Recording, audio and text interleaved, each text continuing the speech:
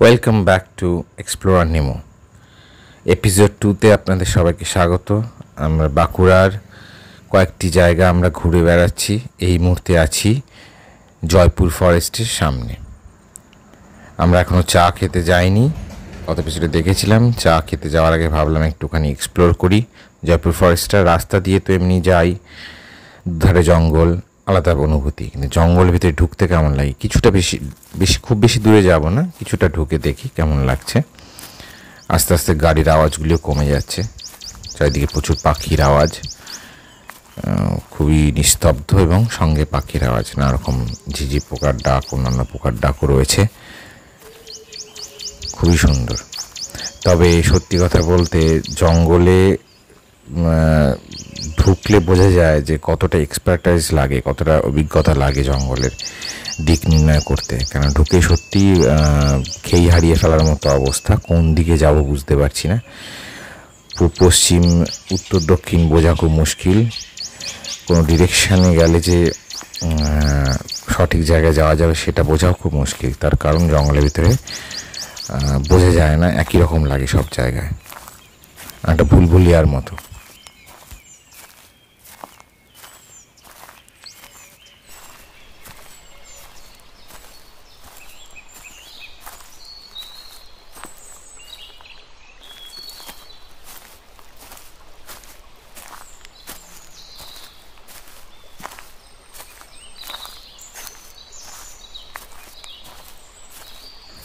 বর্ষা সেরকম না হলেও এখন বর্ষাকালে জঙ্গলে সত্যি খুব রিস্ক, বিশেষ করে সাপের ভয়টা থাকে।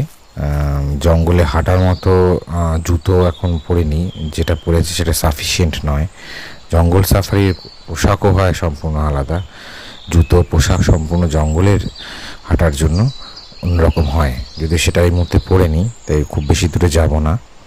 এই জঙ্গলে বন্যপ্রাণী বিশেষ নেই, তবে আছে, থাকার মধ্যে হয়তো হাতি আছে, তবে সেটা গভীর জঙ্গলে থাকে, এবং অন্যান্য কিছু প্রাণীও থাকতে পারে। হরিণ আছে জয়পুর ফরেস্টে, সেটাও দেখতে পাই, তবে খুব খুব খুব প্রয়োজন না হলে তারা রাস্তা পারাপার হয় না। এবং রেসিডেন্ট এবং মাইগ্রেটরি এলিফ্যান্টস দুটোই রয়েছে। এছাড়া আছে black francolin or crested bunting birds, they can be heard, শোনা যায় তাদের ডাক।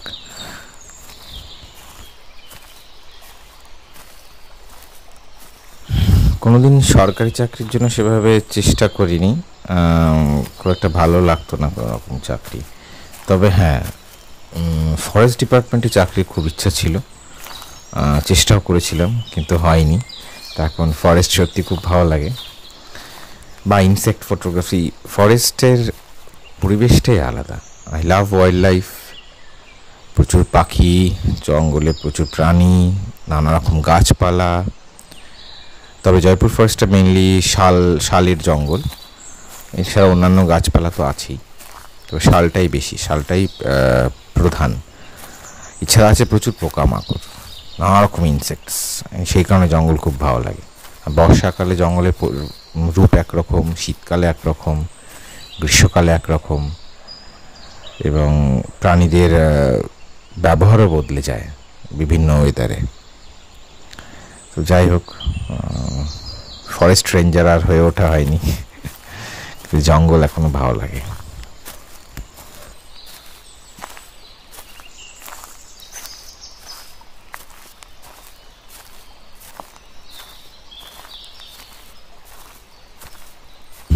দু একটা হাতির পাল দেখতে পেলে খারাপ লাগতো না, তবে সেটা বড়ই বিপজ্জনক।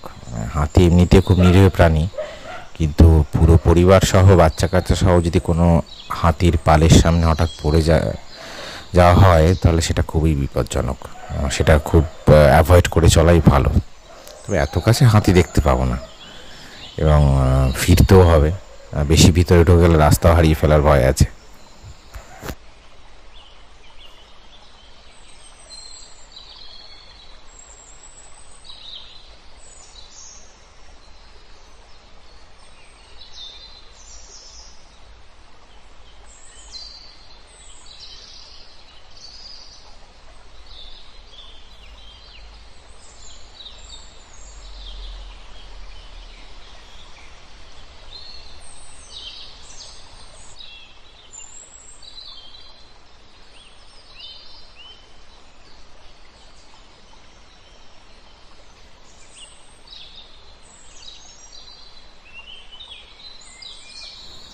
বর্ষা ঠিক পরেই গাছে নতুন নতুন একদম কচি পাতা, দারুণ। আর রোদ আর আলো ছায়ার দারুণ খেলা জঙ্গলের ভিতরে, খুব সুন্দর। একটা বাঁশ ঝাড় দেখা যাচ্ছে।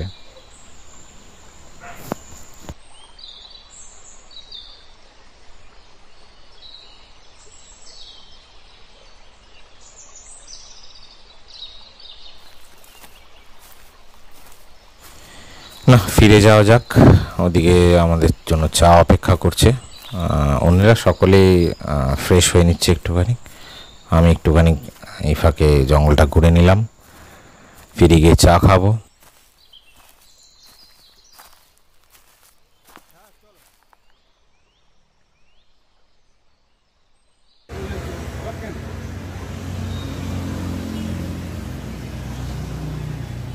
আছেন কত বছর আছেন এখানে? আমি 12 বছর আছি। 12 বছর। কি নাম? হ্যাঁ, অভিজিৎ পাত্র। অভিজিৎ পাত্র। প্রচুর টুরিস্ট আসছে? হ্যাঁ, প্রচুর টুরিস্ট আসে তো। বনলতার খুব নাম আছে, আমি হ্যাঁ, বনলতাতে আছে। এখানে থাকে এবং ঘুরতে যায় এখানে। জয়পুর ফরেস্ট সুন্দর। আমরাও খাবো চা একটু বাদে। আসুক, একটু বাদে চা খাবো।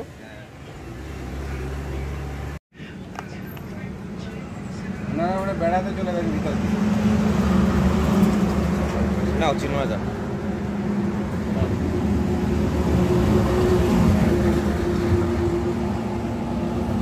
চা খেয়ে তারপরে ঠিক আছে, আসল কাজটা ছাড়লে ভালো। আগে খেয়ে দিই। দামি করে দিচ্ছি। ঠিক আছে, দারুণ চা।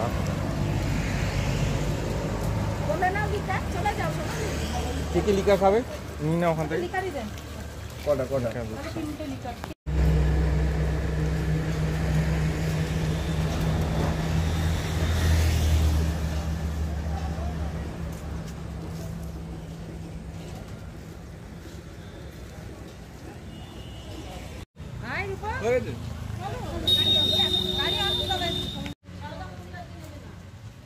বাঁকুড়ার মৃৎশিল্প বনলতা গেস্টদের জন্য খুব সম্ভবত রাখা, কেউ যদি কোনো স্মারক হিসাবে সংগ্রহ করতে চায় সেই কারণে। পোড়ামাটির কাজ। অনেক গোল গোল কটেজ দেখতে পাওয়া যাচ্ছে, ওগুলিতে থাকা যায় এবং দূরে কংক্রিটের কিছু রিসর্টসও আছে, সেটাও দেখতে পাওয়া যাচ্ছিল। এখন গাড়ি চলে এসছে, আমরা ফিরে যাই বললে ভুল হবে, আমরা বিষ্ণুপুরের পথে যাবো এবার। জঙ্গলে বলে হাতি টাতি আছে, কিন্তু কোথায় আছে সে কে জানে। আছে হাতি আছে, অনেক ভিতরে আছে। হাতি দেখতে হবে না, আমরা এখানে 4টে হাতি আছে না। ওরা আর বেরোবে না, ওরাই আমাদের কাজ করে দিচ্ছে।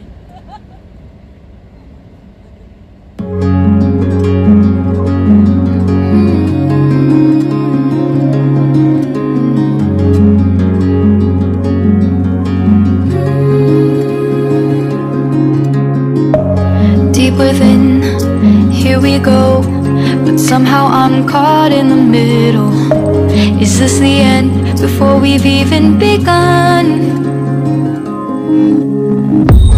Should I work against the flow, a drop in the ocean so endless, reaching for our moments miles above? I just need one, diving in to all this endless space, falling stars, but still I see you. Sweet escape, a lovely start, but letting go's the hardest part. Swimming in this deep, deep blue.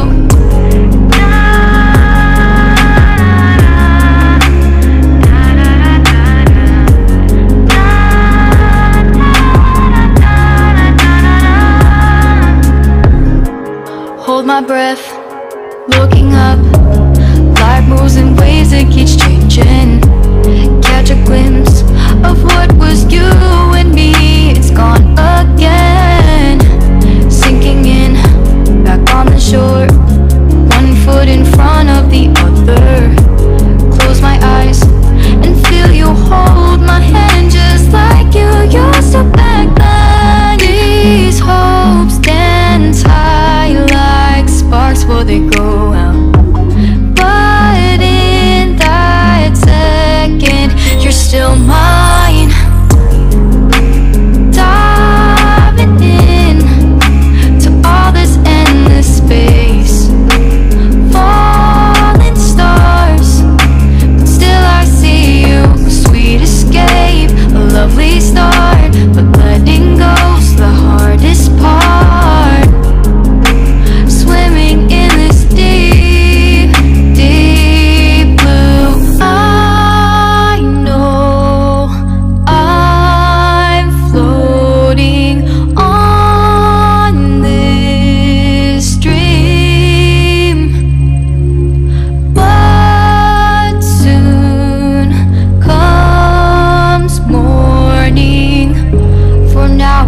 embrace our wondrous sea.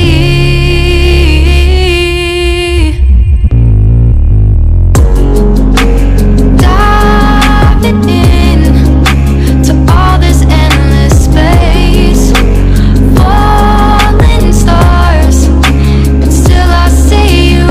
Sweet escape, a lovely start, but letting go's the hardest part. Swimming in this deep, deep blue. I'm diving in.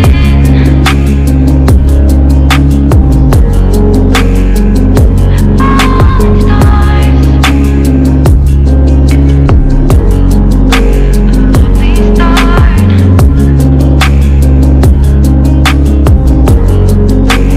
Swimming in the deep, deep blue.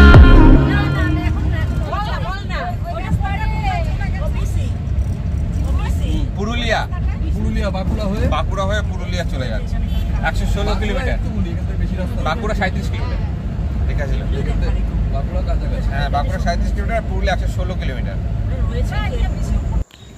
আমরা বিষ্ণুপুর শহরে ঢুকে পড়েছি। বিষ্ণুপুর শহরে বেশ অলিগলি আছে, সরু রাস্তা, তার মধ্যেই প্রচুর মন্দির ছড়িয়ে ছিটিয়ে আছে। আমরা সেগুলি এক এক করে সব জায়গায় যাব, প্রত্যেক দর্শনীয় স্থানে। প্রথমে আমরা চলেছি রাস মঞ্চ দেখতে।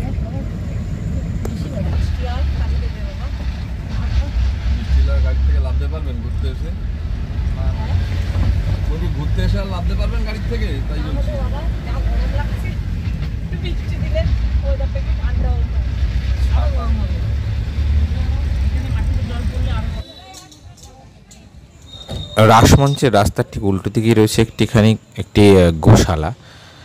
গোয়ালঘর বললে কেমন একটা ছোটোখাটো মনে হয়। গোশালাটি বিশাল বড়, উঁচু পাঁচিল দেওয়া, এবং খুব সুন্দর করে তার দেয়ালে আঁকা কৃষ্ণের লীলা, খুব সুন্দর রং, এবং গরুগুলিও দেখতে সুন্দর। আর এই হলো কি রাসমঞ্চ।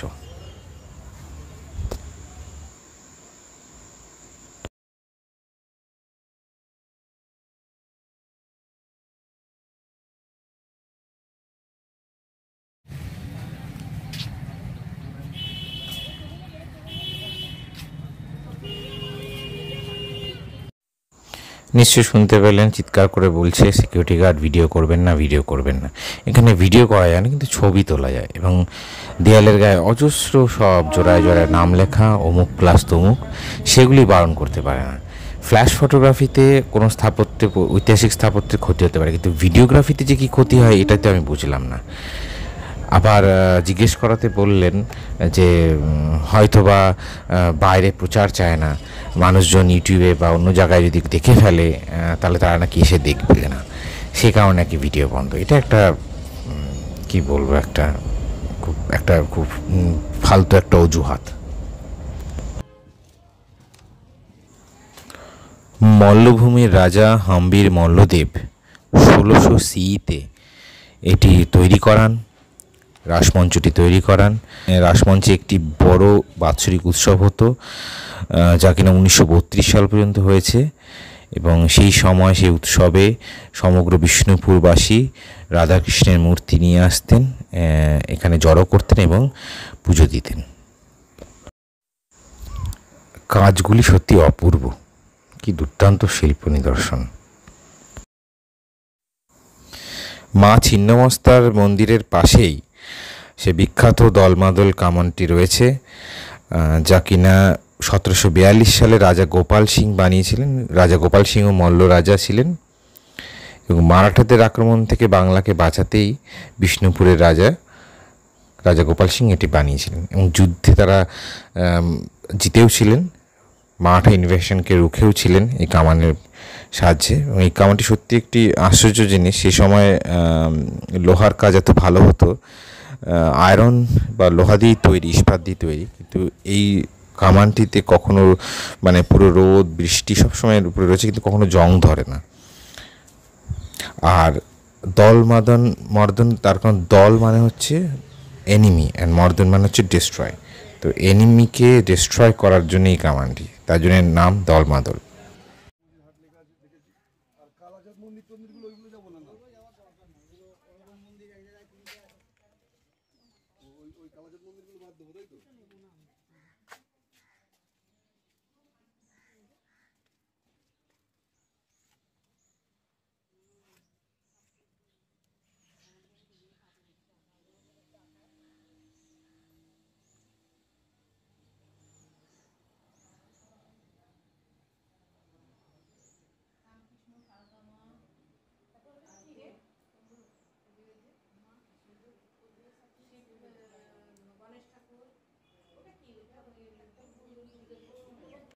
হ্যাঁ মোহনা বাবা ওই যে বাইরে ওনার যে মূর্তি তাহলে ওটা ওনার তেলা আচ্ছা আচ্ছা আরেকটা কালী ঠাকুরের মন্দির কোন দিকে ও আচ্ছা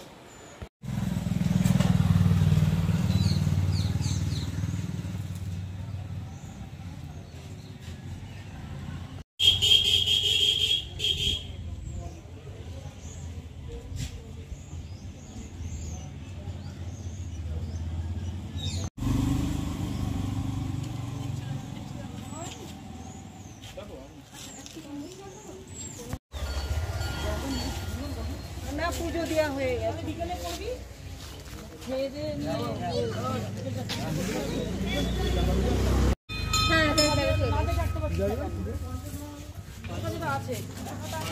মা ছিন্নমস্তার মন্দির।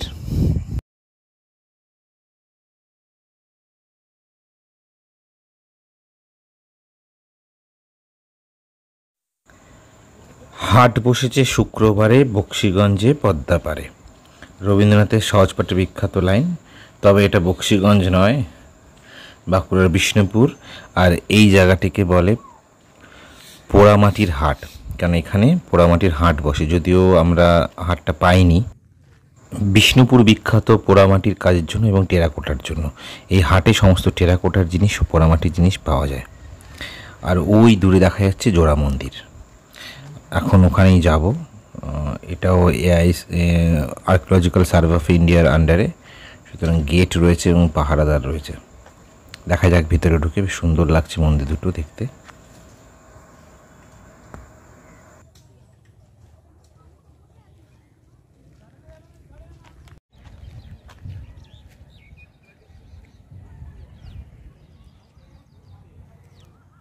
অনেক মন্দির আছে ছড়িয়ে ছিটিয়ে।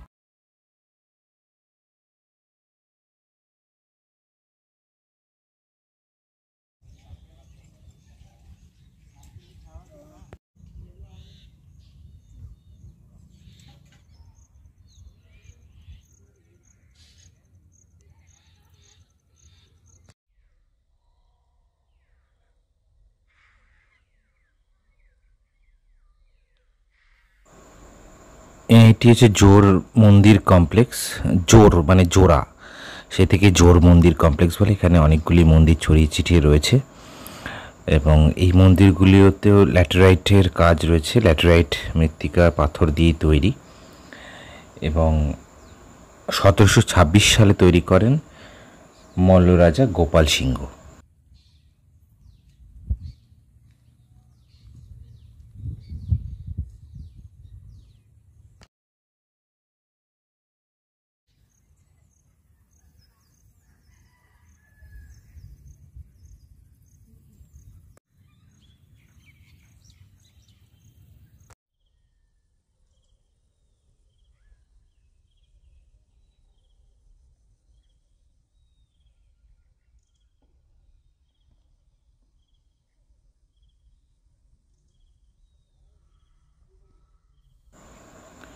মন্দিরের গায়ে যেসব ভাস্কর্যগুলি রয়েছে, যেসব কাজগুলি রয়েছে, সেগুলি সাধারণত রামায়ণ এবং কৃষ্ণলীলা বিবরণ। এবং যেটা দেখলাম সেটা হলো অনেকগুলি টাইলস বা পোড়ামাটির টালিগুলি খুলে গেছে, খুলে পড়ে গেছে বা কেউ খুলে ফেলে নিয়ে গেছে, যাই হোক।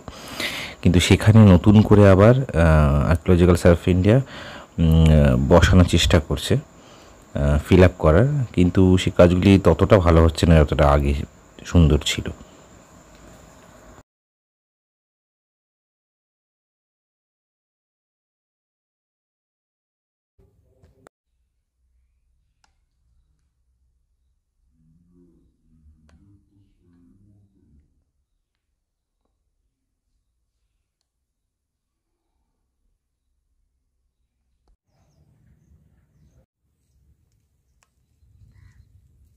আজ তাহলে এই পর্যন্তই। আমাদের সফর জারি রইল। পরের এপিসোডের জন্য অপেক্ষা করুন। দেখতে থাকুন explorer Nemo, and please do subscribe and share and like.